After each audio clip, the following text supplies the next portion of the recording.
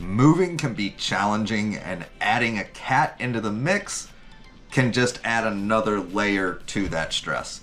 You know, cats are creatures of habits, and they really do not appreciate changes in environment and circumstance.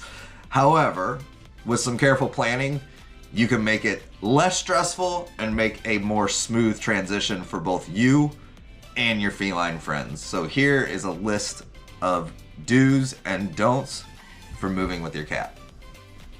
Do start preparing early. Cats are very receptive to any changes in our environment. So even getting out your moving boxes early on in the process and leaving them sitting out will help them acclimate to the idea that things are changing without all this being pushed at once. Don't forget the vet checkup. Even if your pet has recently been to the vet, I would suggest that you take them and get them a wellness checkup. If you're moving across the country, you want to make sure that you're getting vet records forwarded. You're getting, if you can't get them forwarded, that you're actually collecting them to take to your new vet. And you're also getting this wellness checkup to make sure that when you move, if there are issues that come up, a lot of them will have bowel issues, a lot of them will have anxiety issues, you can rule out whether it's an environmental factor, it's a cleaner, it's a plant, something like that that's affecting them, or is it simply the move causing the stress and something that'll go away. Do try to keep their routine intact as best you can. Cats thrive on routine, so keeping feeding times consistent, bedtimes consistent, grooming times consistent, and even litter box cleaning times consistent will help reduce the level of stress for them and help make it a little bit easier on you. Don't leave the carrier until the last minute. Be honest, most of us don't take our cats anywhere very often, and typically if they're going in the carrier, they're going to a vet, which isn't their favorite experience. So be sure that you're getting the carrier out early, you're getting them used to walking around, maybe even taking them on short trips to PetSmart, somewhere where you can go get them treats and reward them for being good in their carrier. This is especially true if you're moving across the country where they're going to be in that carrier for a long time. Do create a safe space on moving day.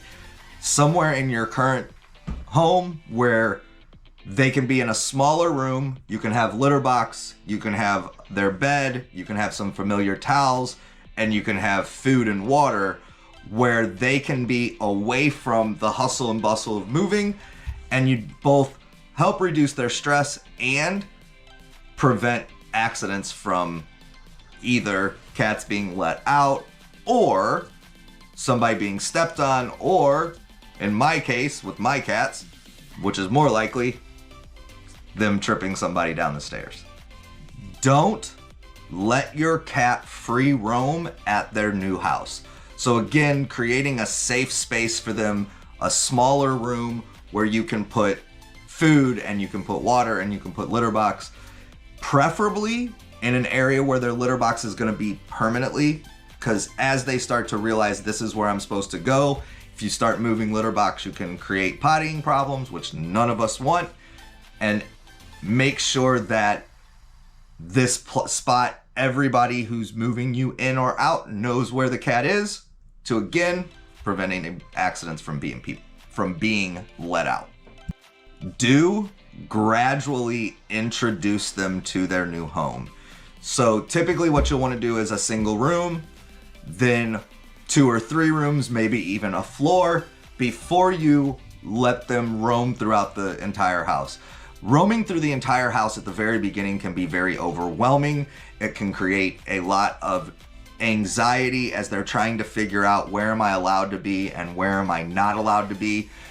And it's simply a new process, so getting used to the smells and the sounds before free roaming will help out a lot. Don't neglect post-move care.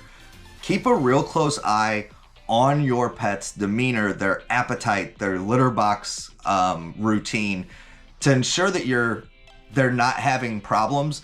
In the beginning, there's going to be stress. There's going to be anxiety for them, and there's going to be some mood changes. You want to make sure that those things aren't permanent and that they aren't creating other bowel problems or health problems. Do update ID tags and microchips if you have them on your cats. Be sure that you're doing this ahead of time so that if they get let out for some reason during the move, everybody knows how to find you. The second part of that is cats will wander if they get out in a strange environment. And I'll give you an example. My sister had a cat named Jasper. She moved into a new house. Jasper got out the back door, and Jasper ended up 7 miles away at her ex-husband's house. So cats will roam to where they're from, where it looks and smells familiar, and having those ID tags will hopefully help either prevent them from getting out or help them find their home if they do. Don't ignore the power of familiar scents. Again, cats are very receptive to change, and they're also receptive to familiarity. So getting towels or t-shirts that smell like you, or the bed that they've had. A lot of people want to wash the bed before they move into the new house. I advise, if they have a bed that they like to sleep in, or cat trees or anything like that, that you bring those and do not wash them before moving them in. Give them a little bit of chance to know, okay, that's my stuff, so this is my territory, so to speak, and you can hopefully help them acclimate to their new surroundings much quicker. And lastly, provide a lot of comfort and reassurance.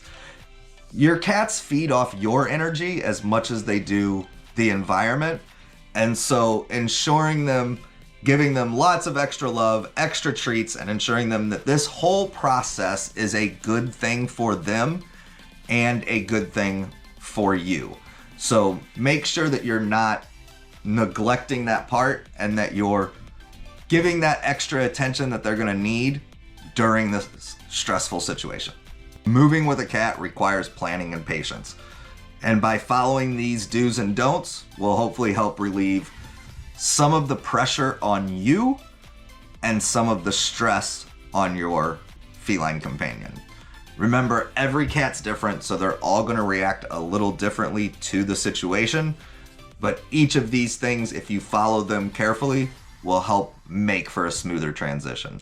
Hope this helps, and of course, from the Spotted Dog Group, have your pet spayed or neutered.